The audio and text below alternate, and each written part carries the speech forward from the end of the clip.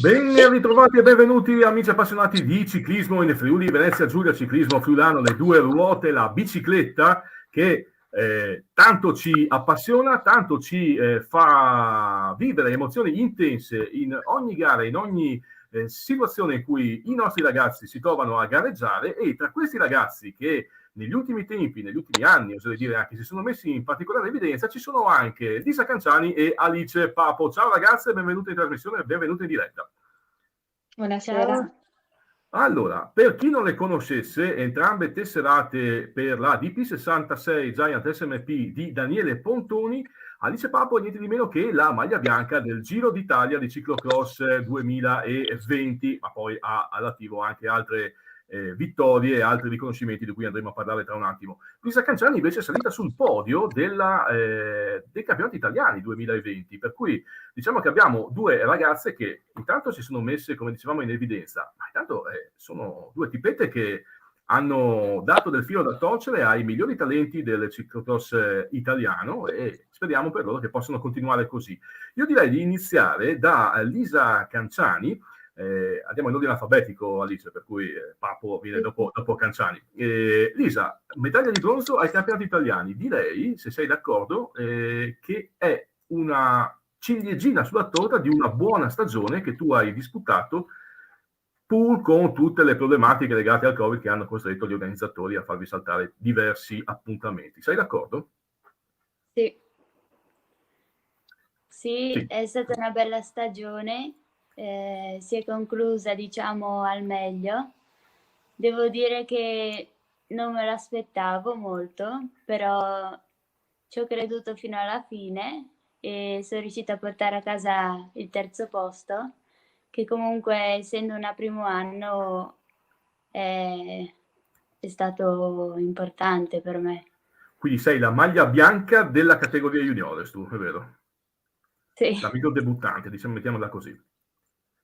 Sì, possiamo dire così. Possiamo dire così. Maglia bianca della categoria Donne Open Under 23, invece Alice Papo. Alice, maglia bianca significa anche che hai avuto continuità di rendimento, perché non è una vittoria singola, è proprio continuità di rendimento ad alto livello in tutta la stagione, vero? Sì, è vero, io sono partita bene, dai, ero Elisa Ruma che aveva la maglia, poi sono riuscita a conquistarla e ce la siamo giocata, diciamo, fino alla fine, perché eravamo praticamente a pari merito, e quindi diciamo che è stata una bella battaglia e alla fine l'ho vinta io, sono felice. E ti facciamo i complimenti per questo, e facciamo anche i complimenti anche a Elisa Rumas, che sentiremo nelle prossime settimane, anche perché voglio dare spazio assolutamente a tutti voi ragazzi. Lisa, qual è stata quest'anno, al di là dei campionati italiani di Lecce, di cui parleremo ma più tardi, qual è stata la gara che ti è piaciuta di più, o quella in cui hai avuto le migliori soddisfazioni? Credo le prime due gare in Repubblica Ceca, a Mlada e a Olivirch, in cui siamo andati solo una parte della squadra, però comunque è stato un po' un modo per conoscerci anche con Daniele, e mi ha dato delle belle soddisfazioni. Ho concluso la prima gara in quinta posizione, la seconda in terza posizione, e mi sono divertita. Com'è che sei arrivata alla DP66 con Daniele Pontoni? Qual è stato il tuo percorso, Lisa? Ho iniziato 4 anni fa ad andare in bici con la James Bike di Buia. No, aspetta. Hai iniziato 4 anni fa ad andare in bici? Sì. Prima, è già sei a questi livelli? Sì, prima facevo atletica. Ok. E solamente quest'anno ho avuto l'opportunità di comunque cambiare squadra e provare qualcosa di nuovo, e sono andata in prestito alla DP. Ok, e quindi subito anche un'esperienza internazionale. Il primo impatto con Daniele Pontoni e con l'ambiente della DP66 com'è stato? Beh, molto positivo. Daniele comunque è una persona molto disponibile che ci ha seguito molto bene per tutta la stagione, e sono molto contenta di far parte di questa squadra. Perfetto. Alice, tu hai già avuto anche la possibilità di vestire la maglia di campionessa italiana, lo ricordiamo a livello allieve eri quella volta, vero? O esordienti, non mi ricordo più. Allora. Allieva. Quindi insomma già da tanto tempo, da diverso tempo sei a questi livelli. Faccio la stessa domanda anche a te. Quest'anno qual è stata la gara piuttosto che la manifestazione o la situazione in cui ti sei divertita di più e hai preso le maggiori soddisfazioni? Oddio, boh, mi sono divertita anch'io molto in Repubblica Ceca perché comunque abbiamo fatto esperienza con altre ragazze di altre nazioni e oddio, non so. Mi piace mettervi in difficoltà, è quello che è il mio lavoro. No, parliamo invece di Lecce a questo punto. Alice, com'è stata la tua gara invece? Poi andiamo da Lisa, ma Alice, la tua gara com'è stata? Ma io diciamo che speravo in un risultato migliore, però dai, comunque non è andata malissimissimo e ho cercato di stare subito con le prime, poi ho avuto un problema fisico e ho cercato di arrivare alla miglior posizione possibile. Beh, comunque, piazzamento tra le 10 c'era, quindi Sì, è dai. certamente un risultato onorevole. Elisa, chiedo a te allora di raccontarci la gara di Lecce, quella con cui hai conquistato il bronzo tricolore. Beh, sono partita un po' indietro, circa alla 13ª posizione, però comunque non mi sono scoraggiata, ci ho creduto fino alla fine e credo che il percorso sia stato, cioè, era per me, perché comunque aveva piovuto, c'era anche del fango, era scivoloso.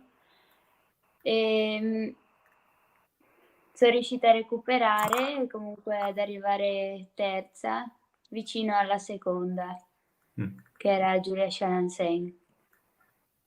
Il percorso era molto divertente e così. Una cosa che vorrei chiedere a entrambi, e chiedo a Alice di rispondere per prima, è esiste la possibilità anche alla vostra età di cominciare? Nel senso, metti che una vostra compagna, una vostra amica o qualcuno che non vi conosce, che sta vedendo questa trasmissione, dice, beh, però insomma, che ha la vostra età, dice, vorrei provare. È troppo tardi o si può ancora cominciare per avere poi i risultati di livello? Beh, sì, cioè, basta partire comunque, oddio, non subitissimo, cioè allenandoti costantemente, magari non otterrai subito i risultati, però tra qualche anno comunque potresti riuscire, diciamo, a ottenere qualcosa. Elisa, stessa domanda anche per te, sapendo che hai fatto atletica e quindi ti sei avvicinata al ciclismo solo 4 anni fa, che cosa ti ha spinto e magari che consiglio puoi dare a chi vorrebbe cominciare adesso?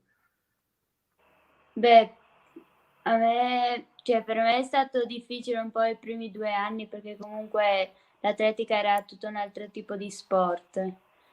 Però comunque secondo me se vuoi veramente fare qualcosa ce la puoi fare. E magari poi i primi 2 anni sono un po' difficili, con gli allenamenti sono un po' intensi, però si può avere dei risultati. Perfetto, ragazze, vi rubo ancora pochissimo tempo, anche perché ho promesso ai vostri genitori di non tenervi più di tanto davanti al telefonino o al PC. Domanda per Alice, classica, chiaramente in chiusura di trasmissione, in chiusura di intervista, ti devo chiedere quali sono i prossimi obiettivi. C'è una gara a Bassano già nel prossimo fine settimana con le finali del Trofeo Triveneto, ma poi cosa andrai a fare? Sì, beh, direi di chiudere in bellezza questa stagione e poi farò un po' di pausa e inizierò poi a correre su strada col concio e spero anche lì di ottenere dei buoni risultati. Sì, possiamo già dire che sei più specialista su off-road piuttosto che su strada oppure vuoi concentrarti su entrambe le discipline? Ma io farò solo strada quest'estate e poi inizierò col ciclocross a settembre-ottobre. Vabbè, dai, per quella volta ti chiederò quanto ti sei divertita e quanto eventualmente punti a divertirti nel ciclocross. Lisa, anche a te faccio la stessa domanda. Finita la stagione del ciclocross, domenica a Bassano, cosa andrai a fare? Ti ci metterai in altre discipline? Torni atletica? Cosa fai? No, sarò con la DP e correrò principalmente mountain bike, però farò anche qualche gara su strada. Ok. Ragazze, grazie per il tempo che mi avete dedicato a tutti gli appassionati di ciclismo che vi stanno seguendo. Vi saluto tutti. In bocca al lupo a entrambi. Un saluto chiaramente anche ai vostri genitori e alle vostre famiglie. Contiamo di sentirci il più presto possibile con altri risultati degni di valore. Ciao a tutte, ragazze. Ciao, grazie. Grazie.